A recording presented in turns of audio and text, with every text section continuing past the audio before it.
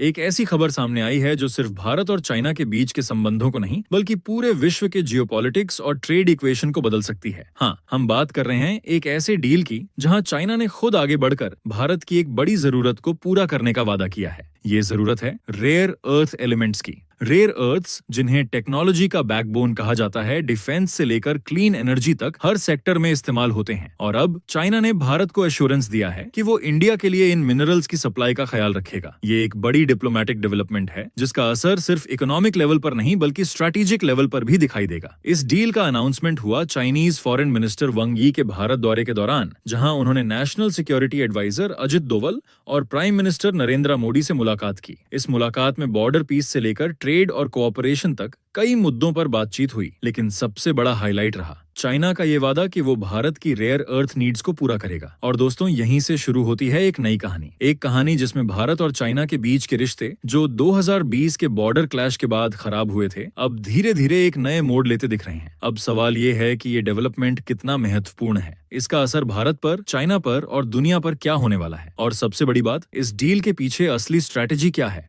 दोस्तों, अगर हम बात करें रेयर अर्थ एलिमेंट्स की, तो ये असल में सिर्फ मिनरल्स नहीं है बल्कि आज की मॉडर्न दुनिया के लिए एक स्ट्रेटेजिक वेपन है। ये 17 एलिमेंट्स होते हैं जो जमीन के अंदर अलग अलग जगह पर बिखरे होते हैं। सुनने में आम लगता है, लेकिन इनका उपयोग टेक्नोलॉजी की हर उस जगह होता है जहां पावर, स्पीड और प्रिसीजन की जरूरत होती है। सबसे पहले डिफेंस सेक्टर को समझिए। आज के missile systems, fighter jets, readers और नाइट विजन डिवाइसेस सब रेयर अर्थ्स के बिना अधूरे हैं। भारत जैसे देश के लिए, जहां डिफेंस एक टॉप प्रायोरिटी है, रेयर अर्थ्स की सप्लाई एक स्ट्रैटेजिक लाइफलाइन है। दूसरा सेक्टर है क्लीन एनर्जी और ग्रीन टेक्नोलॉजी। विंड टर्बाइंस के मैग्नेट्स, इलेक्ट्रिक व्हीकल्स के मोटर्स और सोलर एनर्जी के स्टोरेज सिस्टम्स, इन सब का हार्ट रेयर अर्थ मैग्नेट्स होते हैं। अगर भारत अपने फ्यूचर को क्लीन एनर्जी पर शिफ्ट करना चाहता है तो इन एलिमेंट्स की स्टेडी सप्लाई मैंडेटरी है। तीसरा और इक्वली इंपॉर्टेंट सेक्टर है इलेक्ट्रॉनिक्स और telecom. Mobile phones, laptops, semiconductors, satellites, आप जो भी डिवाइस यूज करते हैं उसमें डायरेक्टली या इनडायरेक्टली रेयर अर्थ्स लगे होते हैं। मतलब अगर रेयर अर्थ सप्लाई रुक जाए तो पूरे आईटी और कम्युनिकेशन सेक्टर की बैकबोन हिल जाती है। यही वजह है कि रेयर अर्थ्स को आज के टाइम में 21st सेंचुरी का ऑयल कहा जा रहा है। जो देश इन एलिमेंट्स पर कंट्रोल करेगा वही अगले दशकों का टेक्नोलॉजी लीडर बनेगा। और अब जब चाइना ने भारत को सप्लाई का एश्योरेंस दिया है, इसका मतलब सिर्फ ट्रेड नहीं है बल्कि एक स्ट्रेटेजिक सिग्नल भी है। एक तरफ जहां दुनिया के बड़े देश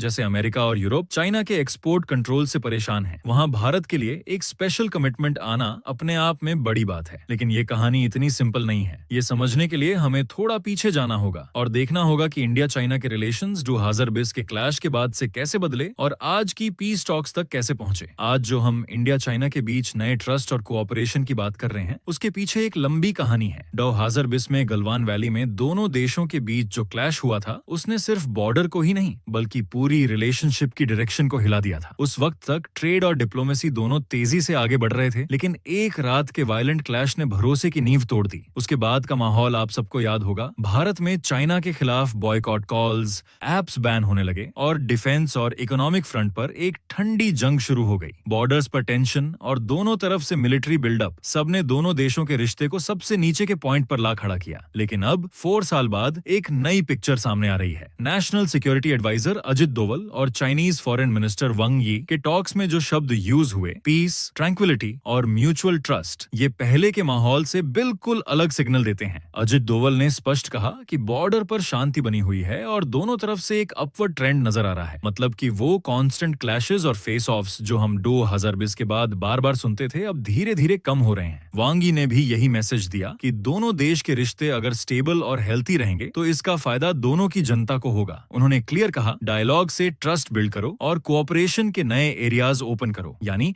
एक तरफ जहां पहले टेंशन और डिस्ट्रस्ट था, अब दोनों तरफ से कॉन्शियसली एक एफर्ट हो रहा है कि नैरेटिव चेंज किया जाए। और ये सिर्फ शब्दों तक सीमित नहीं है। रेयर अर्थ्स जैसे सेंसिटिव सेक्टर में चाइना का भारत को सपोर्ट का प्रॉमिस करना इस नई सोच का सबसे बड़ा प्रूफ है। इसका एक और सिग्नल है शांघाई कोऑपरेशन ऑर्गेनाइजेशन के समिट में प्रधानमंत्री मोदी का चाइना जाना। 2020 के बाद जब तक ट्रस्ट का माहौल नहीं था, तब तक हाई लेवल विजिट्स भी फ्रीज हो गई थीं। अब समिट से पहले ही टॉक्स में इतना पॉजिटिव एनवायरनमेंट बनाना दोनों तरफ के लीडर्स की स्ट्रैटेजी को क्लियर दिखाता है। पर दोस्तों, सवाल ये है कि क्या ये ट्रस्ट ड्यूरेबल होगा और क्या इकोनॉमिक कोऑपरेशन बॉर्डर के मसलों को साइडलाइन कर देगा? इस बात को समझने के लिए हमें देखना होगा कि अभी तक चाइना भारत की डिमांड्स को कैसे ट्रीट कर रहा है। अब सबसे क्रूशियल हिस्सा समझिए। इस नए डायलॉग में जो असली ब्रेक थ्रू हुआ है वो है चाइना का भारत को एक क्लियर कमिटमेंट देना। ये कमिटमेंट 3 बड़े सेक्टर्स में है: फर्टिलाइजर्स, रेयर अर्थ्स और टनल बोरिंग मशीन्स। सबसे पहले फर्टिलाइजर्स की बात करें। भारत एक एग्रीकल्चरल पावर हाउस है और हमारे किसान के लिए फर्टिलाइजर्स सबसे बड़ी नीड है, लेकिन हमारी डोमेस्टिक प्रोडक्शन डिमांड के बराबर नहीं है। इस वजह से भारत को इंपोर्ट्स पर डिपेंडेंट रहना पड़ता है। चाइना इस सेक्टर में एक मेजर एक्सपोर्टर है और पिछले कुछ महीनों में सप्लाई चेन डिसरप्शंस और जियोपॉलिटिकल टेंशंस की वजह से फर्टिलाइजर्स की अवेलेबिलिटी एक कंसर्न बन चुकी थी। वांग यी ने इस कंसर्न को डायरेक्टली एड्रेस करते हुए अश्योरेंस दिया कि चाइना भारत की जरूरत को पूरा करेगा। मतलब एक ऐसा सेक्टर जो डायरेक्टली भारत की फूड सिक्योरिटी से लिंक्ड है, वहां पर चाइना से सपोर्ट का एक क्लियर सिग्नल आ गया है। दूसरी डिमांड थी रेयर अर्थ्स की। रेयर अर्थ्स आज के जमाने के स्ट्रैटेजिक मिनरल्स हैं, चाहे डिफेंस टेक्नोलॉजी हो, इलेक्ट्रिक व्हीकल्स हो या स्मार्टफोन्स, सब में रेयर अर्थ्स एक कोर इनपुट है। भारत के पास रिजर्व्स तो हैं, लेकिन प्रोसेसिंग और स्पेशली मैग्नेट्स बनाने की कैपेसिटी बिल्कुल नहीं है। इस वजह से भारत को चाइना से रेयर अर्थ मैग्नेट्स इंपोर्ट करने पड़ते हैं। लेकिन इसमें सबसे बड़ी दिक्कत यह है कि पिछले कुछ महीनों में चाइना ने अपने एक्सपोर्ट कंट्रोल्स टाइट कर दिए थे। यूरोप और यूएस को तो प्रायोरिटी दी गई, लेकिन भारत के लिए एक्सपोर्ट्स गिरकर 58% तक नीचे आ गए। ये सिचुएशन डायरेक्टली भारत की इंडस्ट्रियल ग्रोथ और फ्यूचर मैन्युफैक्चरिंग गोल्स के लिए एक रेड अलर्ट बन गई थी। इसीलिए जब वांग यी ने अश्योरेंस दिया कि रेयर अर्थ्स पर भारत की नीड्स एड्रेस की जाएंगी, तो ये एक डिप्लोमेटिक विन था जो पहले कभी नहीं हुआ था। और तीसरा सेक्टर, टनल बोरिंग मशीन्स। ये सुनने में छोटा लगता है, लेकिन भारत के लिए इंफ्रास्ट्रक्चर और स्पेशली डिफेंस पर्सपेक्टिव से ये बहुत बड़ा इश्यू है। बॉर्डर एरियाज में टनल्स, हाईवेज और अंडरग्राउंड इंफ्रास्ट्रक्चर बनाने के लिए ये मशीन्स क्रिटिकल हैं। भारत ने मल्टीपल टाइम्स अटेम्प्ट किया कि ऑल्टरनेटिव सप्लायर्स से मशीन्स मंगवाए जाएं, लेकिन चाइना के पास जो एडवांस्ड टेक्नोलॉजी है उसका मैच दुनिया में बहुत कम देशों के पास है।